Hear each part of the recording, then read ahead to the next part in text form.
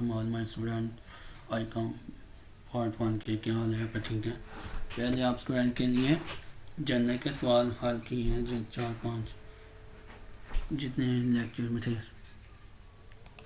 अब वो चैप्टर पूरा हो चुका है, लिहाजा अब हम नया चैप्टर शुरू करने हैं। बिल ऑफ एक्सचेंज इम्पोर्टेंस ये चैप्टर है एग्जामिनेशन के लिहाज से। तो तमाम स्टूडेंट्स से रिक्वेस्ट है कि प्लीज़ चैनल को लाइक और सब्सक्राइब ज़रूर कीजिए ताकि इस पर ज़्यादा से ज़्यादा वीडियो बनाई जा सके। Bill of exchange, what is bill of exchange? Bill of exchange की डेफिनेशन क्या है, यानी कि इसका क्या चीज़ है। बिल ऑफ एक्सचेंज एक बंदा जो चीज़ें बेचता है दूसरे बंदे को, एक मुल्क में हो जाए या एक मुल्क से बाहर हो जाए, जिधर भी एक बंदा दूसरे बंदे को चीज़ें बेचता है कि भाई ये चीज़ें ले लो। अब और जिसने चीज़ें बेचता है वो उस दूसरे पर बिल ड्रा करता है। वही फलाने इतने मंथ का बिल है, 20,000 का, 30,000 का, जितने का बिल है 2 माह बाद 3 माह बाद जितने मंथ का बिल है इतने मंथ बाद आके इतने मंथ बाद पेमेंट कर देना। अब जो बंदा जिसने चीज़ें ली होती हैं बस उस पर साइन कर देता है और उसको वापस लौटा देता है कि भाई फलाने 2 मंथ बाद 3 मंथ बाद आ गया अपनी पेमेंट ले जाना। उतने मंथ बाद आकर कस्टमर से अपने पैसे ले जाता है। ये चीज़ है बिल ऑफ एक्सचेंज की। छोटी सी डेफिनेशन है इसकी, छोटा सा आसान सा सवाल है और इम्पोर्टेंट सवाल है। तो चलिए शुरू करते हैं। Illustration number 1। A sold good to be valued ₹20,000 on credit base on 1st January 2005। A ने चीज़ें बेची हैं बी को जिनकी कीमत 20,000 थी on credit base on 1st जनवरी 2005 को ए ने बी को चीज़ें बेची हैं 20,000 की। ऑन द सेम डेट, इसी दिन ए ने बिल ड्रा कर दिया bill of exchange on B पर बिल ड्रा कर दिया फॉर ₹20,000 एट 3 मंथ। ए ने बी पर बिल ड्रा किया है 20,000 का 3 मंथ के लिए। It was acceptance by B ने इसे एक्सेप्ट कर लिया एंड साइन करके एंड रिटर्न टू ए, और ए को वापस कर दिया। ऑन द मेच्योरिटी मुकर्रर डेट पर B honour is acceptance, B ने इसकी एक्सेप्टेंस दे दी, इनके बी ने कैश पे कर दिया ए का। ऐसे हिसाब A sold good to be value ₹20,000 on credit base on 1st जनवरी 2005। ए ने बी को चीज़ें बेची हैं। आसान सी एंट्री, पहले जनरल में भी हर क्वेश्चन थी वही एंट्री बताइए। ए ने जब चीज़ें बेची हैं तो बी को बेची हैं उधार पर, बी इसका हो गया डेटर हमेशा एसेट होता है, एसेट हमेशा डेबिट होगा।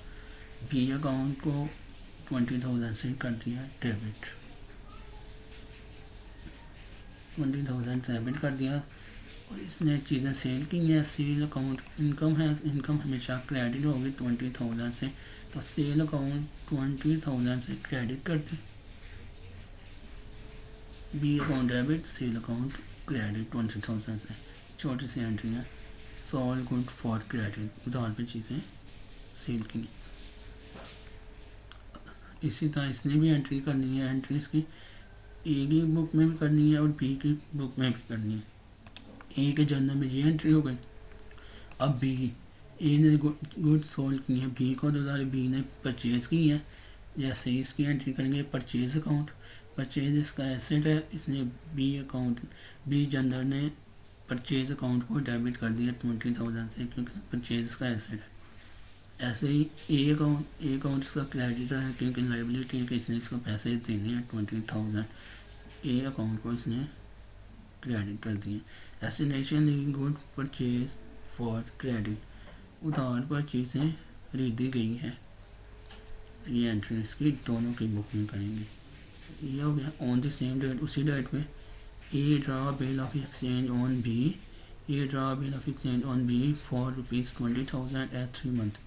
ए ने बिल ड्रा किया है बी पर 20,000 का 3 माह का बिल, 3 माह के लिए। जब बिल ड्रा करेगा, जो बंदा बिल ड्रा करता है बिल रिसीवेबल अकाउंट को डेबिट करेगा 20,000 से। बिल रिसीवेबल अकाउंट के डेटर बिल रिसीवेबल अकाउंट को डेबिट कर दिया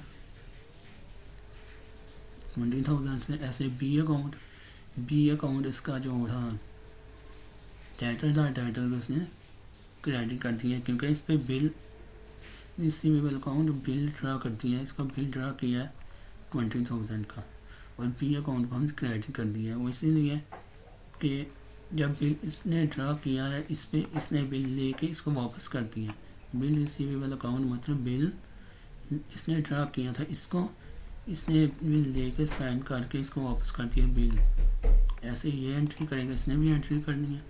ये एंट्री करेगा ए अकाउंट बिल पेबल अकाउंट, क्योंकि बिल इसने bill payable account debtor account creditor account bill payable account इसने बिल लेकर बिल पे साइन करके एक्सेप्टेंस दे के उसको वापस कर दिया।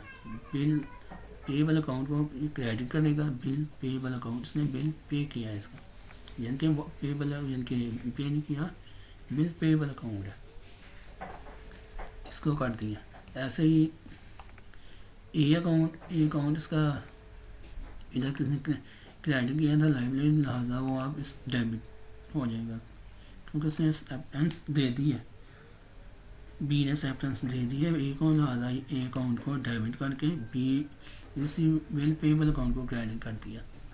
ऐसे एक्सेप्टेंस इज गिवन, एक्सेप्टेंस दी गई है उसी डेट पर, ये इसकी एंट्री है। And return to A return कर दिया ये उसकी। ऑन द मैच्योरिटी मुकर्रर डेट पर, यानी कि 3 माह का बिल था तो 3 माह बाद ऑन द मैच्योरिटी मुकर्रर डेट पर B honour his acceptance, B ने एक्सेप्टेंस दे दी है, यानी कि बी ने बिल पे कर दिया है। जब बिल बी ने पे कर दिया है तो बी अकाउंट ने जब बिल कैश अकाउंट इसने अदा किया, कैश इसका ऐसे है, ऐसे में कमी हो गई तो हमेशा क्रेडिट होगा, क्योंकि जिस ऐसे में कमी हो तो क्रेडिट 20,000 क्रेडिट हो गया। बिल पेबल अकाउंट के बिल इसके लेके इसने बिल के पैसे अदा किए हैं, बिल पेबल अकाउंट 20,000 से डेबिट कर दिया।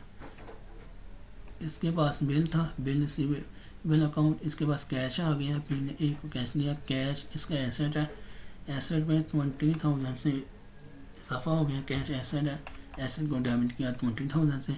बिल रिसीवेबल अकाउंट बिल इसके पास है, इसने बिल रिसीवेबल बिल दे के जो चीज़ इसके पास चले गई क्रेडिट कर दी, इसने बिल रिसीवेबल अकाउंट को इसने 20,000 से क्रेडिट कर दिया। Acceptance received in cash, acceptance यानी कि इसके पास कैश आ गया, कैश को डेबिट और बिल रिसीवेबल को क्रेडिट। छोटा सा सवाल था इसका, तो तमाम स्टूडेंट से रिक्वेस्ट है कि अगर इसमें समझ ना आई हो किसी भी चीज़ की तो प्लीज़ कमेंट्स में ज़रूर बताइए। बकाया अगले सवाल में इंशाल्लाह इससे दूसरा सवाल लेकर हाजिर होते हैं। तो तमाम